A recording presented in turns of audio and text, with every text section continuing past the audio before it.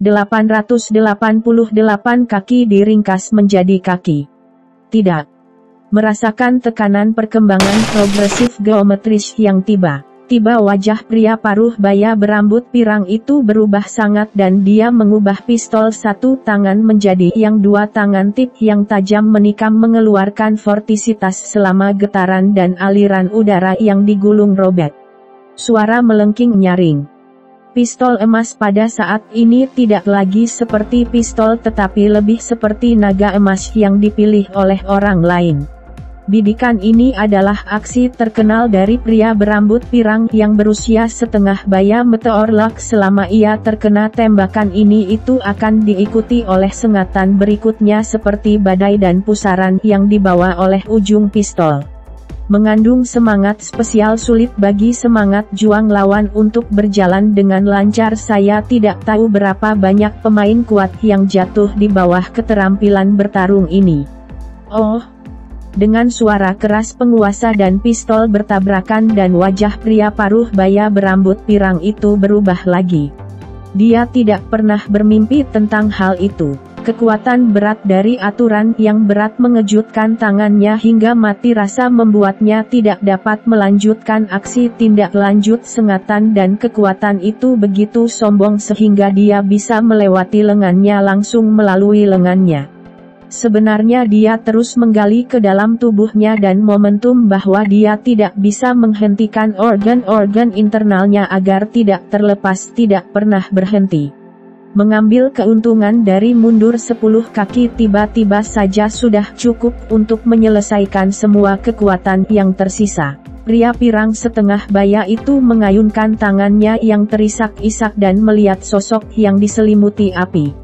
Dia merasa ngeri di dalam hatinya, meskipun dia tidak sekuat iblis dalam kekuatan. Anak kedua dari klan tetapi bagaimanapun juga dia juga adalah puncak dari 6 bintang dan dia akan memaksa dirinya untuk mundur dalam satu pukulan. Apakah ini kekuatan Kaisar 6 bintang awal? Orang seperti apa kamu? Mengapa Anda menyerang kami dan tidak takut balas dendam di Dandian? Dengan marah menatap nyala api si pirang paruh baya tak bisa menahan diri untuk bertanya di dalam hatinya. Tapi Xiaoyan diselimuti api mengabaikan si pirang paruh baya. Dalam konfrontasi antara penguasa dan pistol barusan sepertinya Xiaoyan memiliki kekuatan yang lebih tinggi tetapi energi aneh dari senapan emas juga menembus ke dalam tubuhnya melalui api langit dan penguasa kuno membuatnya merasa bahwa amarahnya tersumbat segera.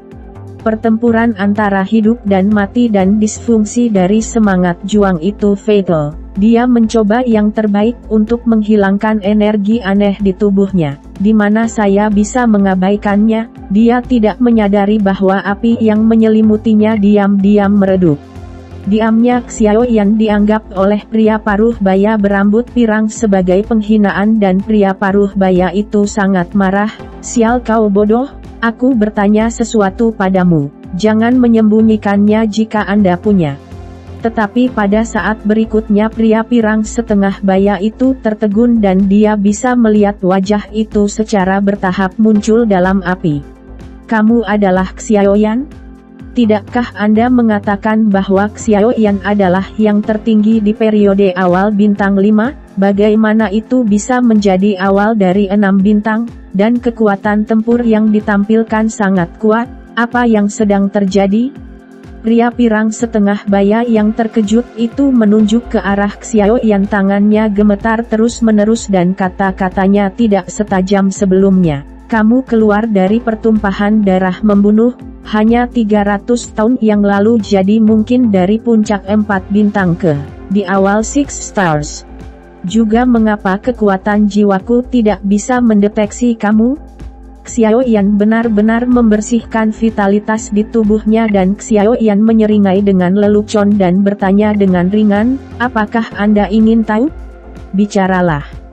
Pria pirang setengah baya itu menggunakan kata tolong tanpa sadar. Bukannya dia cukup bodoh untuk berpikir bahwa Xiaoyan akan benar-benar memberitahunya musuh ini, tetapi bahwa dia tahu bahwa semua yang terjadi pada Xiaoyan pasti akan mengejutkan seluruh benua. dan keingintahuannya yang kuat membuatnya kehilangan ketenangan. Dia menatap Xiaoyan sejenak karena takut kehilangan kata.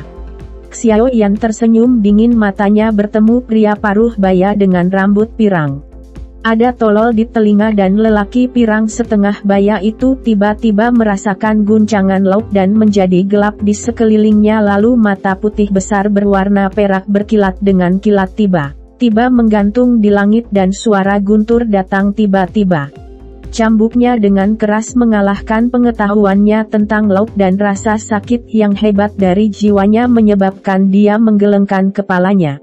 Apa yang saya inginkan adalah efek ini. Bagaimana mungkin Xiaoyan melewatkan kesempatan seperti itu? Pada saat ini Xiaoyan tampaknya menjadi dewa kematian yang membunuh darah. 1000 kaki tanpa bayangan ditembak lagi. Api langit dan penguasa kuno dikalikan dengan momentum yang meningkat dan mereka menembak kepala pirang setengah baya. Pada saat yang sama cahaya keemasan di tubuhnya berkedip-kedip dan Long Pengren menjerit dan pistol petir Dian Mang membanting dengan keras menghempaskan tenggorokannya ke arah wanita paruh baya berambut pirang. Namun pada saat ini pria pirang setengah baya itu tiba-tiba meledak dengan kekuatan jiwa yang kuat dan kepala yang dipegang oleh tangannya terbanting beberapa kali, matanya jernih, jari-jarinya berkedip dan hitam besar. Tiba-tiba bayangan muncul di sampingnya. Tubuh Heiying terbuat dari besi cair memancarkan momentum yang tidak kalah dari orang paruh baya dengan rambut pirang. Golem. Boneka puncak bintang 6. Wayang itu melangkah keluar tanpa gagal menghindar. 2 kepalan tangan memberikannya dan di tengah benturan dia membawa penguasa besar Xiaoyan memotong dengan sekuat tenaga. Kekuatan jiwa di awal panggung Italia boneka puncak 6 bintang, tidak heran dia adalah kepala kelompok ini. Xiaoyan kaget. Pada saat yang sama pria paruh baya berusia keemasan yang menyingkirkan kontrol dari teknik pertarungan jiwa mengarahkan jarinya ke tian mengaduk angin puyuh dengan kecepatan tinggi, membentuk perisai angin puyuh besar dan kemudian memamerkan meteor lagun lagi. Tapi tidak seperti benjolan keras Xiaoyan, pistol emas itu melompat terus-menerus dan pusaran paku pistol ditarik satu per satu. Aku tidak tahu apa tujuannya. Jadi misteriuslah. Long Yan tertawa dan pistol kilat menyerang ke depan. Pada periode pertengahan 6 bintang jangkrik naga sedikit lebih baik daripada Xiaoyan jika itu murni lebih kuat dari kekuatan pistol petir seperti bambu yang hancur perisai angin puyuh rusak. Tetapi lelaki pirang paruh baya itu hanya sedikit mengernyit, pistol emas itu menggulung pusaran lebih cepat dan banyak pusaran menyebar dan melapis membentuk aliran turbulen di depannya. Pistol petir melaju lurus menikam aliran turbulen dan wajah Long Yan berubah. Pusaran arus yang bergejolak melepaskan kekuatan dari penangkal petir dan vitalitas aneh yang terkandung di dalamnya menjaga pertempuran tubuh naga tetap terkendali. Tanpa diduga jantung naga itu hilang. Pengalaman tempurmu jauh lebih buruk daripada Xiaoyan. Dalam dengungan dingin pria pirang setengah baya itu menggosok dirinya dan pria bersenjata tampan itu memukul dada naga dengan roh pembunuh.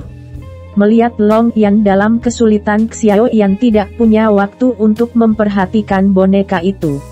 Ujung tajam dari senjata emas hanya beberapa inci jauhnya dari dada Long Yan. Pria pirang setengah baya dengan tegas percaya bahwa pada saat berikutnya senjata emas dapat menembus Long Yan dan minum darah. Oh! Tumbukan logam yang tajam terdengar dan baju zirah yang tiba-tiba muncul di tubuh naga itu. Pistol itu ditikam di armor. Xiaoyan sudah tiba dan Tian Huo gugu memotongnya. Sangat disayangkan bahwa itu adalah kekurangan. Aku menghela nafas. Lelaki pirang setengah baya itu membuat keputusan instan. Senapan emas itu menghantam naga itu dan pada saat yang sama tubuhnya hancur karena berat badan. Xiaoyan dengan cepat mundur selusin kaki dan dengan cepat mengendalikan iblis itu dengan pikirannya. Itu terlihat seperti naga yang tidak terlihat ketika dia menggelengkan kepalanya. Wajah pria paruh baya berambut pirang itu suram dan berair dan rasanya sangat rumit. Meskipun Xiaoyan berada di awal 6 bintang, kekuatan tempurnya tidak lebih dari puncak 6 bintang. Bintang 6 pemuda Jinmo pertengahan tidak hanya memiliki kekuatan tidak lebih lemah dari Xiaoyan, tetapi pembelaannya mengerikan. Bagaimana kita bisa memenangkan keduanya? Xiaoyan dan Long Yan di udara juga memikirkan metode Crouch King.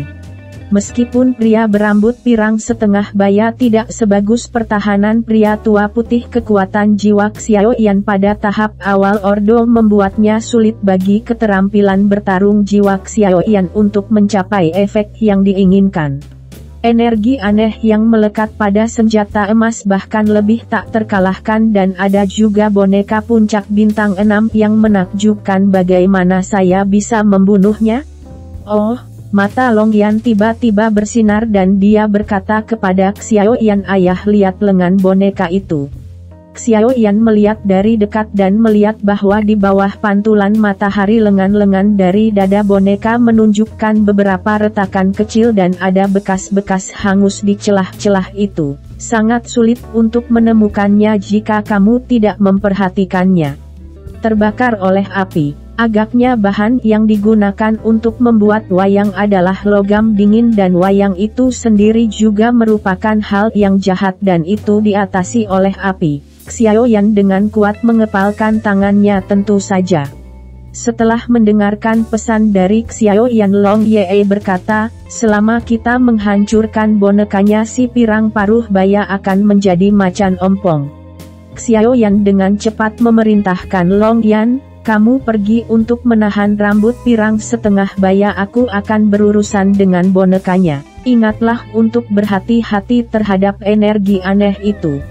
Melihat kepala Zheng Yongjian, tubuh Xiaoyan menyapu dan sebuah streamer bergegas menuju boneka iblis. Seluruh tubuh menyalakan api yang menyala yang tampak seperti meteorit jatuh. Pria pirang paruh baya itu mengerutkan kening dan sosoknya bergerak. Lawanmu adalah aku. Selama istirahat petir, Long Wei bergemuruh di antara pria pirang setengah baya dan boneka, dan petir menunjuk dengan angkuh pada pria berambut pirang setengah baya. Ini kematianmu sendiri. Berdasarkan kepercayaan boneka itu, mata pria paruh baya berambut pirang itu sedikit cerah. Pistol emas dimiringkan ke perapian naga dan pusaran di ujung pistol direproduksi. Tampaknya Long Ye memiliki rasa takut yang bertahan lama dan langkah kakinya mundur tajam dan dia berkata, masalah apakah Anda tidak memiliki hal lain selain trik ini? Ingin lari? Blond si pirang setengah baya dalam pengejaran. Hei tuan kecil, tidak ingin lari tetapi hanya untuk membawamu pergi. Jangan sampai nanti kamu menemukan bahwa situasi boneka tidak baik dan bergegas untuk menyelamatkan. Long Yan tertawa di dalam hatinya tetapi menunjukkan rasa takut berjalan tanpa henti dan tidak menghadapi pirang setengah baya. Apa keberanianmu? Tembakan berulang telah dihindari oleh Long Yan dan kongres orang-orang paruh baya berambut pirang menyala. Long Ye diejek saat menghindari, Anda tidak harus melakukan itu, saya tidak akan melakukannya. Apakah Anda punya ruang untuk tawar-menawar? Pria paruh baya pirang yang sudah lama kehilangan kendali terkejut dan 8 pirang paruh baya langsung kecewa. 8 sosok emas dengan cepat melingkari naga di tengah mata terkejut Long Yeu. Ini adalah keterampilan pertempuran menengah kelas dunia dari pria paruh baya berambut pirang Ying Ying Yae. Lama tertegun sejenak. Tapi kali ini 8 sosok emas telah ditembakkan pada saat yang sama dan pusaran senjata muncul terus-menerus membuat suara merengek rendah. Segera pusaran diaduk oleh 8 ujung pistol bergabung bersama lapis demi lapis membentuk sungai pusaran berbentuk cincin. Tiba-tiba sungai pusaran tiba-tiba mengalir dan menyerbu ke arah Long Yeu dan suara tangisan hantu berubah menjadi guntur yang menggelegar. Wajah Long Yan berubah sangat. Begitu dia terlibat dalam sungai pusaran dan disusupi oleh sejumlah besar energi aneh, roh juang tidak akan bekerja dan konsekuensinya akan menjadi bencana. Dia buru-buru mengangkat kepalanya dan ingin melarikan diri dari udara, tetapi dia melihat bahwa pria paruh baya berambut pirang itu sudah penuh dengan vortisitas di atas kepalanya, dan pria itu juga menatap di atas kelompok vortex menunggu energi anehnya menyerangnya. Sulit untuk keluar sekarang. Dengan mengerutkan kening matanya menatap sungai pusaran yang semakin dekat dan lebih dekat dengannya, roh Longling menjadi lebih terkonsentrasi daripada sebelumnya dan dia tidak tahu kapan itu basah. Meskipun pertahananmu kuat selama kamu telah mencapai kekuatanku, kamu adalah ikan di talenan saya. Singkirkan kamu, Xiao Yan akan menjadi yang terbaik dari semuanya. Menatap Long Yan yang tak berdaya, pria pirang setengah baya itu siap menembak dan membunuh Long Yan. Sungai vortex hanya beberapa meter dari Long Yan saat ini. Di tengah kilau-kilauan mata emas Long Yan tiba-tiba bersinar cerah. Tidak, jangan biarkan energi aneh itu menembus ke dalam tubuhmu. Jika bukan karena pusaran yang berputar-putar, jangan coba-coba meresap ke dalam tubuhku. Sial, hanya Anda yang bisa berputar. Senyum melayang dari sudut mulut Mingwu dan petir itu mendatar dan dia berputar dengan aneh. Kekuatan emas terus mengembun di ujung pistol, terjalin dengan kekuatan guntur dan kilat di ujung pistol dan menggambar lingkaran guntur dan lintasan petir yang berpusat pada capung. Kecepatan rotasi semakin cepat dan lebih cepat dan lintasan petir melingkar juga meningkat dan pusaran petir secara bertahap terbentuk. Pusaran petir berangsur-angsur menjadi lebih tebal dan lebih tinggi dan segera melewati tubuh Long Long dan terus mengangkat ke atas. Berlawanan dengan lebar atas dan bawah vortex biasa, pusaran petir perlahan-lahan menutup dan menutup di atas kepala naga itu. Itu tampak seperti jam besar dan menyilaukan di bawah sinar matahari. Ini adalah satu-satunya cara yang bisa dipikirkan Long Yong. Faktanya ini juga cara terbaik untuk menghadapi vitalitas pirang paruh baya. Selama vitalitas paruh baya menyentuh pusaran guntur naga itu tidak akan terlihat oleh arus udara yang berputar-putar dari pusaran guntur dan tidak bisa menembus ke dalam naga di dalam tubuh. Begitu tidak ada kekhawatiran tentang masa depan dengan pertahanan Jiu Xuan Jin Thunder Dragon Garret yang tidak dapat dipahami. Longling tidak bisa memikirkan alasan untuk takut pada pria paruh baya dengan rambut pirang. Melihat sungai pusaran yang akan datang, mata Long Yan dipenuhi dengan kegembiraan untuk memverifikasi keterampilan barunya. Talent bakat luar biasa, saya meminjam wawasan unik saya pada saat hidup dan mati untuk menangkal aliran udara yang berputar-putar. Mata pria paruh baya berambut pirang itu bergetar terus-menerus, tetapi panah itu ada di tali dan dia harus mengirimnya. Dia hanya berharap bahwa penggunaan Longling dari trik yang baru dipelajari ini tidak terlalu terampil menunjukkan cacat. Para ahli bertempur, sebuah cacat bisa berakibat fatal. Sungai vortex muncul dengan aliran udara yang mengerikan dan difoto pada pusaran petir Long Yeu. Dua kekuatan dengan atribut yang sangat berbeda bertabrakan, roh-roh tersebar. Dan suara berderak seperti robekan kain itu tidak ada habisnya. Ruang di sekitar capung langsung hancur menjadi potongan-potongan halus yang tak terhitung jumlahnya. Pusaran naga menenggelamkan burung hantu naga. Tapi seberapa murni kekuatan petir dari Jiu Xuan Gold Thunder Dragon, pusaran petir lebih kuat dari yang dibayangkan dan tidak ada cacat. Meskipun Vortex River pria paruh baya berambut pirang itu terlihat seperti ombak besar, ia terus meneteskan guntur dan petir naga. Dikatakan bahwa waktu dan waktu segera antara Long Yan dan pria paruh baya berambut pirang bernapas dari konfrontasi ke jalan buntu. Xiao Yan dan boneka di sisi lain juga jatuh ke dalam pertempuran sengit. Setelah beberapa serangan tentatif, Xiaoyan menemukan bahwa pertahanan boneka itu memang sangat menakjubkan, bahkan jika dia sengaja mengirim api ke langit untuk membakar ditambah dengan pukulan 1000 kaki tanpa bayangan boneka itu diblokir dengan hanya lengannya. Secara defensif sedikit retakan di lengannya tidak melebar atau sedikit dalam. Brengsek, bahan apa yang terbuat dari boneka iblis ini, dan ini sangat padat. Teknik pertarungan jiwa juga tidak berlaku untuk wayang jika wayang ini begitu kuat dan penuh rambut. Xiaoyan menyerang iblis dengan penggaris berat tertekan pada saat yang sama dan secara tentatif meluncurkan 2 serangan pada lempeng iblis yang lebih rendah. Tampaknya apakah itu serangan atau pertahanan, semuanya tergantung pada sepasang tangan. Xiaoyan segera mengetahui hal ini. Aku akan berkata jika semuanya seperti lengan aku takut bahkan Kaisar Bintang 7 tidak dapat membantunya. Itu benar, untuk dipikirkan sepasang lengan yang kuat harus dibuat dari bahan yang sangat langka. Bagaimana bisa ada begitu sedikit bahan langka? Dalam perubahan hati yang tiba mulut Xiaoyan memutar ejekan-ejekan. Aku ingin menggendong Lao Tzu dengan boneka yang tidak bisa dihancurkan ini. Aku tidak tahu bahwa api langit Lao Tzu adalah perpaduan dari 4 kebakaran langit top 20. Saya akan membiarkan Anda melihat kekuatan Lao Tzu. Aku hendak memamerkan sosokku, tetapi aku ingat sesuatu. Penguasa kuno Tianhuo melambai ke arah wanita paruh baya berambut pirang dan pertempuran perang naga, dan Yuan Hua Sanci meletakkan lautan api di antara 2 pertempuran untuk membuat api melewatinya. Melihat semua pemandangan di masa lalu, laut tampak samar dan tidak nyata, dan pada saat yang sama kekuatan jiwa menyebar benar-benar melindungi dirinya dari jangkauan pertempuran boneka. Apa yang sedang dilakukan Xiaoyan?